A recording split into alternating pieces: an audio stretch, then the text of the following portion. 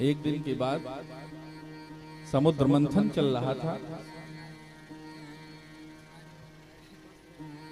समुद्र मंथन में सबसे पहले निकला जहर। जब अध्यात्म में आएंगे नाना जी और अध्यात्म का मंथन शुरू होगा ना, सनातन को आप पकड़ेंगे पहले दिन से विष पीना पड़ेगा। जहां बड़ा वाला तिलक लगाओ, जहां आप कंठी उंठी धारण करके समाज में घूमे, चार लोग कहने का हो पंडित हो गया, ये उलाहना हम लोगों को भी शुरू में सुनना पड़ा। ये विष है। हर आध्यात्म में पहले विष पीना पड़ता है। अमृत हर चीज में बाद में मिलता है, पहले विष पीना पड़ेगा। अच्छा काम करेंगे तब। विष पिया शंकर जी ने, इतना तेज विष था, भगवान गुफा में जाकर के उस विष की ज्वाला को शांत करने लगे। एक घटना हुई कि अमृत निकला और अमृत को बचाने के लिए भगवान को मोहिनी का अवतार धारण करना पड़ा, विष्णु जी को। अच्छा, कुछ समय बीता, जब भगवान भोलेनाथ थोड़े चैतन्य अवस्था में आए, कैलाश पर पहुंचे, तो एक दिन विष्णु जी आ गए हाल चाल लेने के। विष पीने के बाद क्या स्थिति। महादेव ने प्रणाम किया, भगवान को कहा, प्रभु एक घटना सुनी है। विष्णु जी ने कहा, क्या सुना?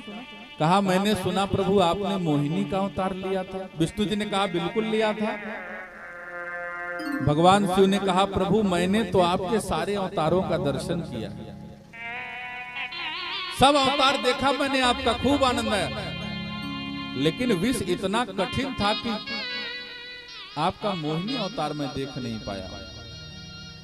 प्रभु अगर कृपा करते हमें मोहिनी अवतार का दर्शन हो जाता ना, आनंद हो जाता। भगवान विष्णु ने मना किया, कहा, रे महादेव, सारे अवतार भक्तों के लिए बने,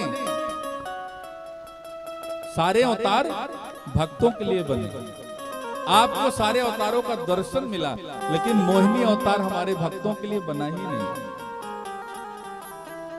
महादेव ने कहा, ऐसा क्यों कह रहे हैं? भगवान ने कहा, यह पहला अवतार है जो मैंने राक्षसों को दर्शन देने के लिए बनाया, दैत्यों को दर्शन देने के लिए बनाया। दैत्यों को भगवान ने मोहित कर लिया। महादेव से कहा कि आप उस स्वरूप का दर्शन मत करिए। महादेव ने कहा, प्रभु मेरी परम इच्छा है। भगवान विष्णु ने फिर मना किया, कहा, नहीं, अच्छा नहीं होगा। महादेव ने कहा, जैसा होगा देखा जाएगा, लेकिन हमें भी तो आनंद मिले आपके स्वरूप का। भगवान विष्णु बार बार समझाते रहे। महादेव के कहने पर अंत में भगवान विष्णु को मानना पड़ा। कहा, ठीक है, जिस दिन सही समय समझूंगा आपको मोहिनी अवतार का दर्शन करा दूंगा। एक दिन के बाद भगवान कैलाश पर विराजमान थे। नंदी जी, भृंगी जी, मां पार्वती, गणेश जी, कार्तिकेय जी सब खेल कूद रहे। भगवान शिव के मन में विचार आया कि मुझे एकादशवें रुद्र के रूप में तो आना है, लेकिन आने का साधन क्या होगा? उधर मैंने अंजना को, केसरी को वरदान दे दिया कि मैं ही आऊंगा।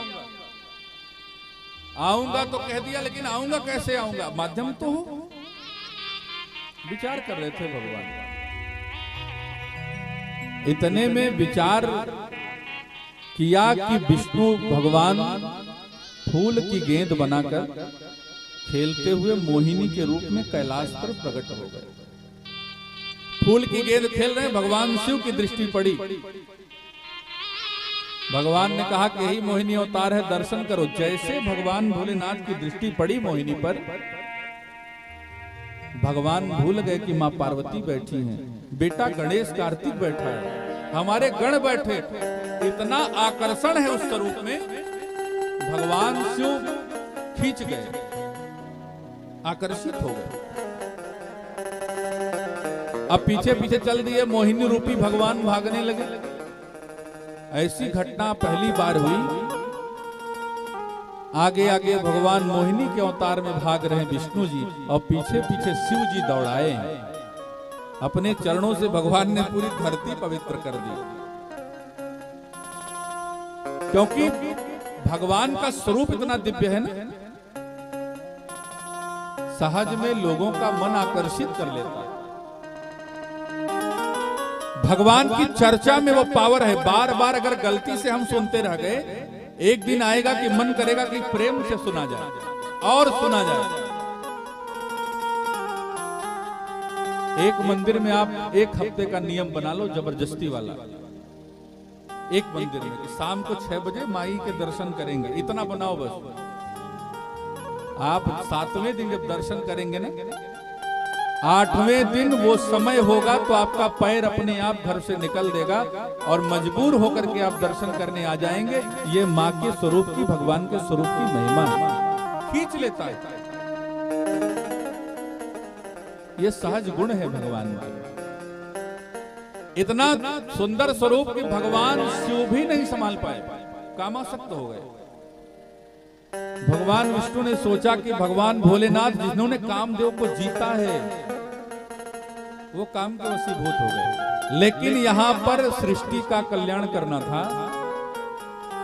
भगवान शिव जब विंध्याचल पर्वत पर मोहिनी भगवान को दौड़ाते पहुंचे, वहां पर उनका तेज पात हुआ। ऋषियों ने, देवताओं ने उस तेज को एक दोने में स्थापित किया रखा और भगवान विष्णु ने सोचा कि अब भगवान शिव जो है थक चुके हैं, अपने स्वरूप को भगवान ने अदृश्य कर दिया। तब भगवान शिव को लगा कि भगवान मना क्यों कर रहे थे, विष्णु जी के दर्शन मत करो। लौट करके कैलाश पे आए बैठे। जब पहुंचे तो देवता ऋषिगण पहुंच गए। कहा प्रभु आप पीछे पीछे भागे जा रहे थे। महादेव ने कहा भगवान का स्वरूप ही ऐसा है। रावण, नाना जी, रावण डर रहा था। रावण को बार बार लग रहा था कि ये जो हमारे साथी लोग हैं, हमारी पत्नी मंदोदरी है ना, ये बार बार यही कहते को भगवान है। रावण स्वयं जानता था। खर दूषण मोहि सम बलवंता तिन्हि कुमारे बिन भगवंता। रावण जान गया खर दूषण को अगर मार दिया कोई तो भगवान ही मार सकता है। लेकिन रावण डर रहा था, नाना जी कहीं अगर मन में लोग कह रहे हैं और ये भक्ति जग गई मेरा उद्धार नहीं हो पाएगा। इसीलिए सीता जी को अंतिम समय दिया रावण ने। क्या? मास दिवस में कहा न माना तो मैं मारव काढ़ कृपाना। 1 महीने का टाइम दे दिया कि अगर इसको 1 महीने का डराएंगे। रात में हनुमान जी महल का चक्कर लगा चुके थे, रावण को पता था कि आ गए। संदेश भेजने की चालाकी है रावण की। वाल्मीकि में तो चर्चा है कि हनुमान जी ने रात में रावण को सोते हुए थप्पड़ से मारा। हाँ, युद्ध हुआ। आनंद रामायण में भी चर्चा है। रावण अपना संदेश राम जी को भेजने के लिए सीता को प्रताड़ित कर रहा। अगर विवाह करने आता तो पत्नी को लेके आता, मंदोदरी को न लेके आता। अपना संदेश पे उसको इस बात का डर है कि चारों तरफ से लोग कह रहे हैं कि राम भगवान है। अगर ये बात जानता तो मैं भी हूं, अगर कहीं जरा सी भक्ति जग गई मेरी तो मेरा उद्धार लक्ष्य फेल हो जाएगा। क्योंकि भगवान का स्वरूप ऐसा है, सामने आने वाला आकर्षित हो जाता है, गुण सुनने वाला आकर्षित हो जाता है। भगवान शिव से देवता और ऋषि कह रहे प्रभु आप मोहित हो गए। भगवान शिव ने कहा ये उन्हीं की इच्छा होगी। कहा आपका तेज पतन हुआ था, क्या किया जाए। भगवान शिव ऐसे देवता है, अगर माथे से पसीने की एक बूंद भी गिरती है तो कोई ना कोई वस्तु बन जाती है, कोई ना कोई जीव बन जाता है। मंगल जिसको आप सब जानते हैं, मंगल भगवान का पसीना ही है। रुद्राक्ष भगवान की आंखों का आंसू। कहा प्रभु इस तेज का क्या किया जाए। भगवान शिव ने कहा ये हमें लगता है कि मैंने विचार किया तो भगवान मोहिनी बनाए रूप। वायुदेव को बुलाया, कहा ले जाकर के इस तेज को अंजनेय पर्वत पर, अंजना तपस्या कर रही है अभी, जाकर के वहां स्थापित कर देना। पवन देव ने कहा ठीक है। पवन देव चले। जहां मां अंजना तपस्या कर रही थी इतनी तेज हवा आई कि मां अंजना का वस्त्र उड़ने लगा। मां अंजना अपने वस्त्र को कस रही हैं, लेकिन पवन का झोंका इतना तेज कि मां का वस्त्र अस्त व्यस्त हो गया। अच्छा, मां अंजना को लगा कि किसी ने हमारे शरीर का स्पर्श किया है। वस्त्र उड़े, मां को लगा किसी ने आलिंगन कर लिया। मां अंजना ने कहा, कौन हो दुष्ट, सामने आ जाओ। तुमने मेरे पातिव्रत धर्म को भंग करने का प्रयास किया। अगर हिम्मत है तो सामने आओ, और नहीं श्राप दे दूंगी। जो सुना श्राप की बात, पवन देव सामने खड़े हो गए, हाथ जोड़ा, कहा, देवी मैं पवन हूं। मां अंजना ने कहा, तुम पवन हो और तुमने हमारे पातिव्रत धर्म को भंग किया। पवन ने कहा, देवी मैं एक ऐसा देवता हूं जिसके स्पर्श का दोष नहीं लगता। मैं तो हर शरीर में प्राण वायु के रूप में विद्यमान हूं। मैं निकल जाऊं तो आदमी गया। अच्छा, कहीं हम लोग नाना जी दर्शन करने जा रहे हो या हवन कर रहे हो, कोई दुर्गंध आ जाए और वो हमारे शरीर को स्पर्श करे तो क्या हम अपवित्र हो जाते हैं? अगर हो जाए तो हमें हर दुर्गंध पे नहाना पड़े? पवन देव के स्पर्श का दोष नहीं लगता। कहा, देवी मेरे स्पर्श का कोई दोष शास्त्र नहीं कहते। अंजना ने कहा, लेकिन तुमने हमारे साथ स्पर्श किया, आलिंगन की अनुभूति हुई हमें। पवन देव ने कहा, देवी भगवान का काम करने आया था। क्या किया तुमने? कहा, आपके कान के मार्ग से मैंने भगवान शिव का तेज आपके उदर में स्थापित कर दिया। भगवान शिव ने आपको वरदान दिया था, वो आपके यहाँ पुत्र रूप में आएंगे देवी, तो वो काम हमें ही करने को मिला। लेकिन अब वो तेज भले भगवान शिव का है, पर स्पर्श मैंने आपका किया। अगर आप ये मानती हो कि मैंने आपका आलिंगन किया देवी, जाओ, मैं भी ये मानता हूं कि ये होने वाला पुत्र शिव का पुत्र तो कहा ही जाएगा, लेकिन मेरे स्पर्श के कारण ये पवन पुत्र भी कहा जाएगा। देवी एक वरदान देता हूं, एक वरदान देता हूं।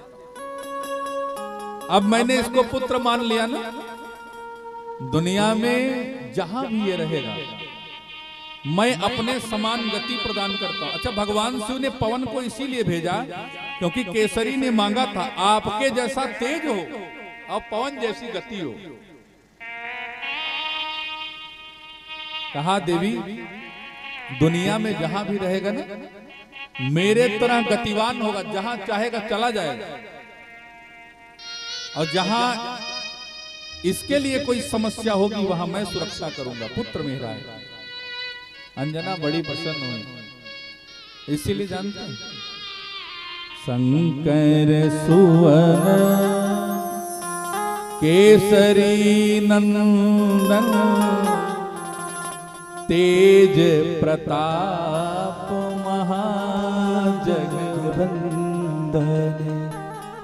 शंकर सुवन, नाना जी हमारे दादा है, आप जानते हैं, हमारे गांव के जगतगुरु रामभद्राचार्य जी महाराज कहते हैं शंकर स्वयं। सुवन का मतलब शास्त्र कहता है, सुवन का मतलब पुत्र।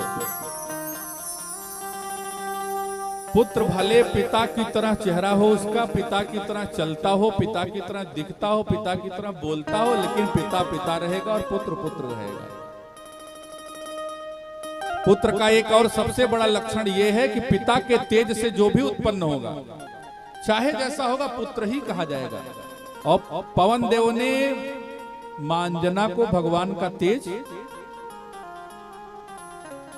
मां के कान के मार्ग से उदर में डाला। तेज से उत्पन्न है, इसलिए शंकर सुवन, शंकर का पुत्र है। भले एकादशवें रुद्र में आ जाए। भगवान राम भले विष्णु हैं, लेकिन दशरथ पुत्र कहे जाएंगे, इसलिए शंकर सुवन, सुवन का मतलब पुत्र, केसरी नंदन, तेज प्रताप। तेज का मतलब जो अभी तेज जिसकी बात मैं कर रहा था, उसके प्रताप से महाजगवंदन। मां अंजना बड़ी प्रसन्न हुई।